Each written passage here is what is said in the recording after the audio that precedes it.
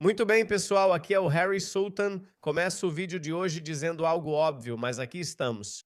Eu condeno totalmente aquelas pessoas que fazem questão de atacar e assediar outras pessoas simplesmente por quem elas são.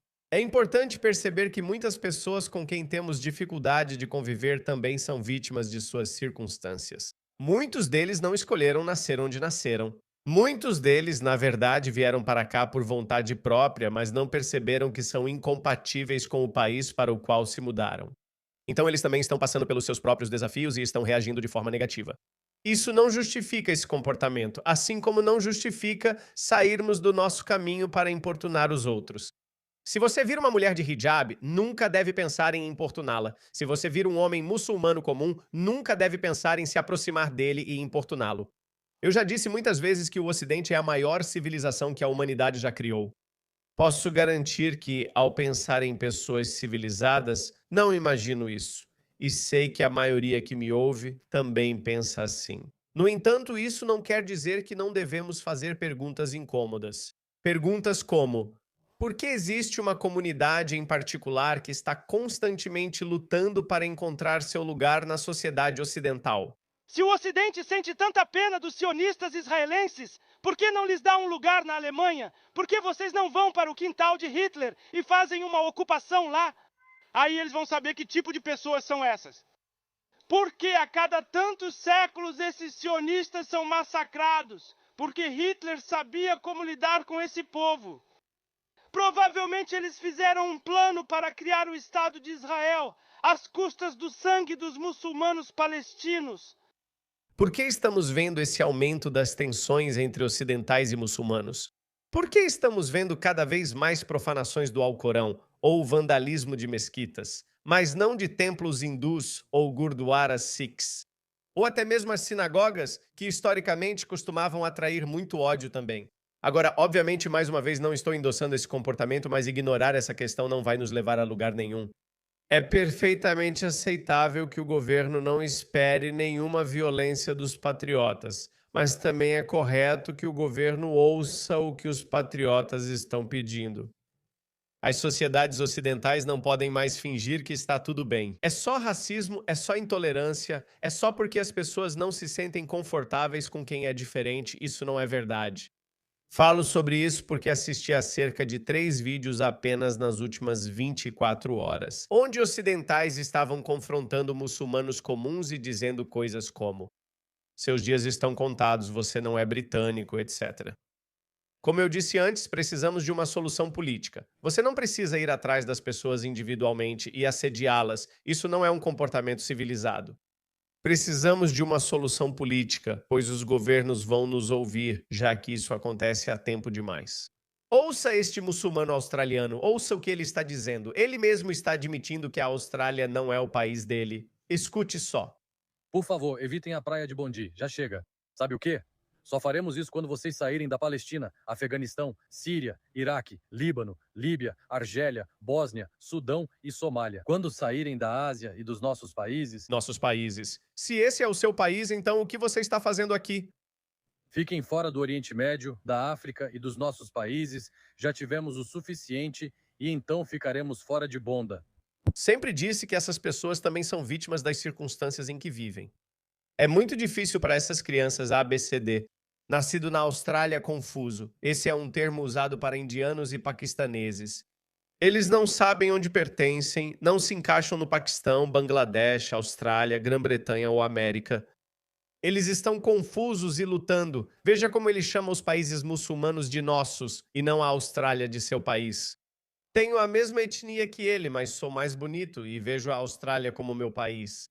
Sempre digo que não nasci aqui, mas vou morrer aqui. Por quê? O instinto dele, ele não reagiu assim. A praia de Bondi é a minha praia. Ele se considera muçulmano acima de tudo. É por isso que agora muitos ocidentais perguntam: que tipo de muçulmano? Agora, eu sei que existem muçulmanos mais descontraídos, muçulmanos que não levam a religião tão a sério, mas essa é uma aposta bem perigosa porque é como um interruptor. Pode ligar a qualquer momento. Um muçulmano que não presta atenção ao que está escrito no Alcorão e no Hadith, sim, é isso que chamamos de um bom muçulmano. Ele está ocupado com assuntos mundanos, esse é um bom muçulmano, mas teologicamente falando, na verdade, ele é um mau muçulmano. Tudo pode acontecer a qualquer momento na vida dele, quando começar a levar o Alcorão e o Hadith a sério. Então ele passará a ver todos vocês infiéis como inimigos. Não acredita? Vou te mostrar um vídeo antigo, gravado em Oslo, Noruega, que vai abrir seus olhos. E você sabe, certos traços islâmicos são universais. Esses traços você os encontra em todos os lugares, não importa de qual país muçulmano eles sejam originalmente. Esses traços. Sou muçulmano antes de tudo. Minha lealdade é ao Islã e à comunidade muçulmana. Só depois vejo se posso ajudar um país ocidental. Por isso, a grande diferença entre indianos e chineses, independente do país para onde vão. Eles se tornam os que mais ganham, enquanto os muçulmanos ficam na base por preferirem benefícios gratuitos. Agora, ouça este cara que é um bom muçulmano e que é um muçulmano radical.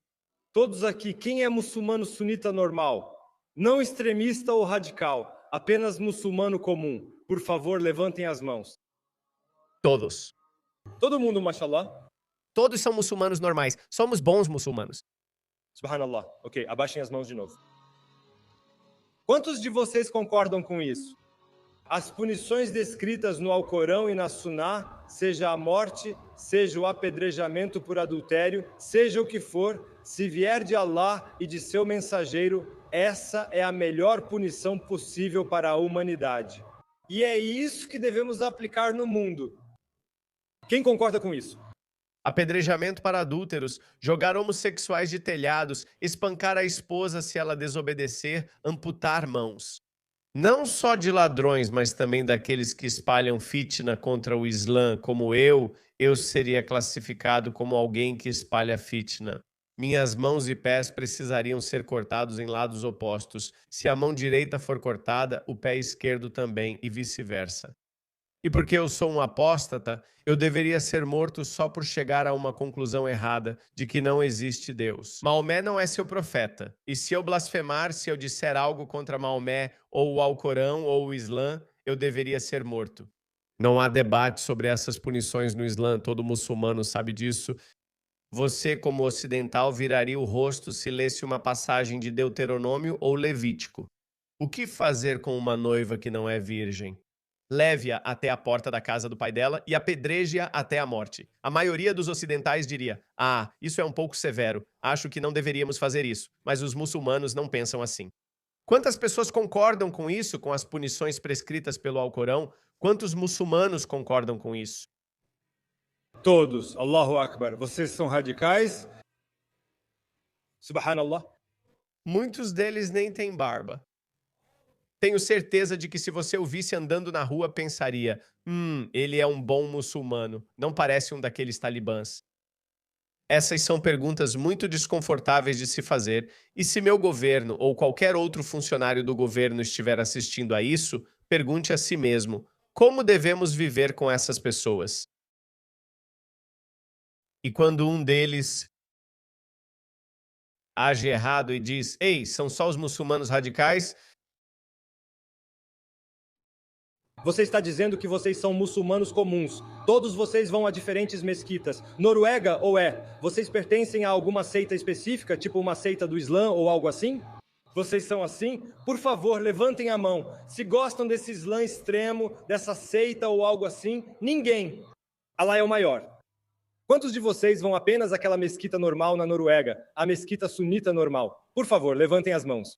Toda mesquita que frequentam é outra distinção. Eu sei que Drew Pavlov fez uma petição e eu fiz você assinar essa petição sobre aquele cara, o Azim Haddad, que inspirou os terroristas de Bondi Beach. Pedi que preenchesse a petição. E para fechar, aquela fábrica de recrutamento do Estado Islâmico do Iraque e da Síria, aliás, aquela mesquita foi fechada hoje, mas não pelos motivos que você pensa que ela foi fechada, porque havia alguma irregularidade com a papelada do conselho. Esse foi o motivo. Mas enfim, já vai tarde. Eu não sei. Eles podem voltar ou não. Mas um muçulmano simplesmente vai a uma mesquita. Eles olham se é uma mesquita sunita ou xiita, só isso. No Ocidente, mesmo que seja administrada por albaneses, afegãos ou centro-asiáticos, eles não ligam, vão a qualquer mesquita.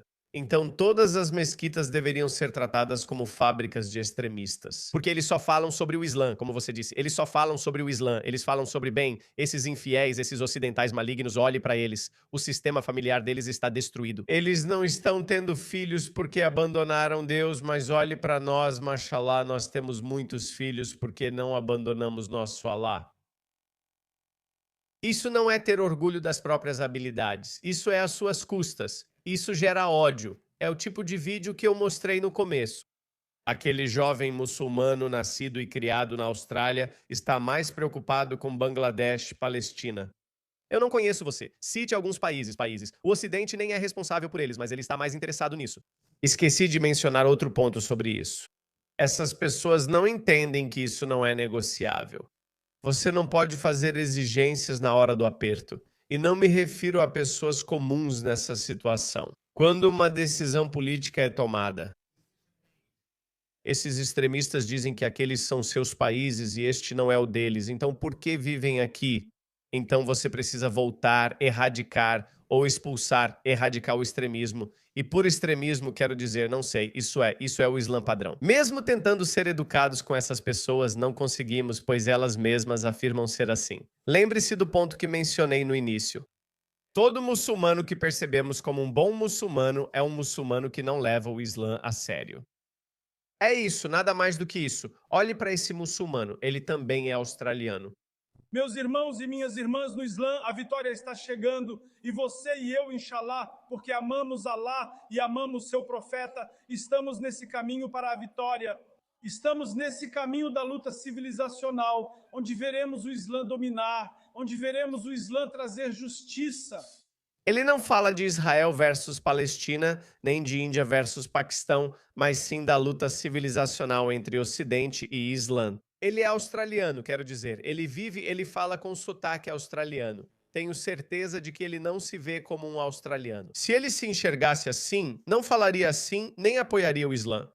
É disso que falam. Muito iludidos podem ser trazidos rapidamente à realidade. Isso pode acontecer. Não me entenda mal. Não acho que esses caras tenham chance de derrubar as democracias ocidentais. Praticamente zero.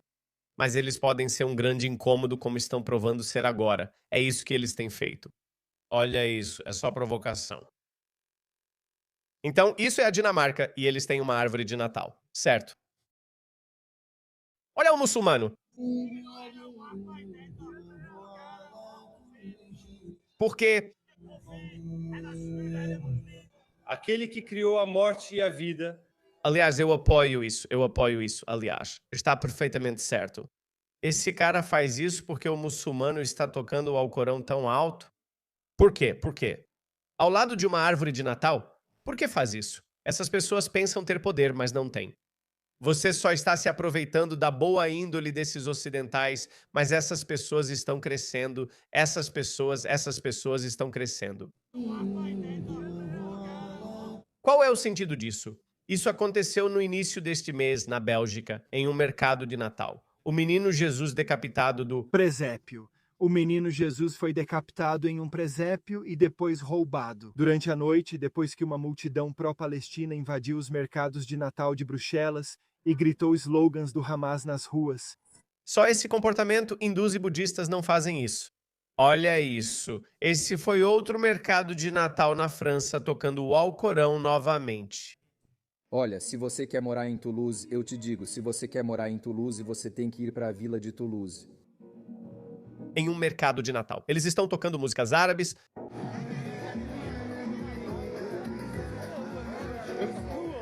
Por quê? Por quê? Sem respeito. Quando não é o Alcorão, então é música árabe. Por quê? Então, esse é o motivo pelo qual, novamente agora, eu não apoio isso, mas preciso relatar isso. Esse é o motivo pelo qual coisas assim estão acontecendo. Isso ocorreu em frente a uma mesquita na Suécia, onde uma cópia do Alcorão foi acorrentada ao corrimão com um adesivo dizendo: "Obrigado pela visita, mas está na hora de ir para casa." Isso não está acontecendo com um livro hindu, ou um livro budista, ou mesmo com o Talmud. Então esse cara está transformando isso em uma questão racial. E claro, o Islã está em uma corrida para a qual eu já disse. Você sabe que existem milhares de muçulmanos brancos também. Não estou endossando, apenas relatando esse comportamento que está ocorrendo agora. Você deve se perguntar se é assim que eles estão se comportando nos países ocidentais para onde estão indo. Mercados de Natal tocando o Alcorão em alto-falantes, decapitando Jesus, assediando frequentadores de mercados de Natal, cristãos comuns. O que eles fazem em seus próprios países? É isso que eles fazem em seus próprios países. Uma multidão incendiou várias igrejas. Se não me engano, acho que foram cerca de 13 igrejas no Paquistão. 50 mil cristãos mortos na Nigéria e igreja incendiada em Bangladesh. Situação semelhante em vários lugares. Lembro de igrejas queimadas também na Malásia.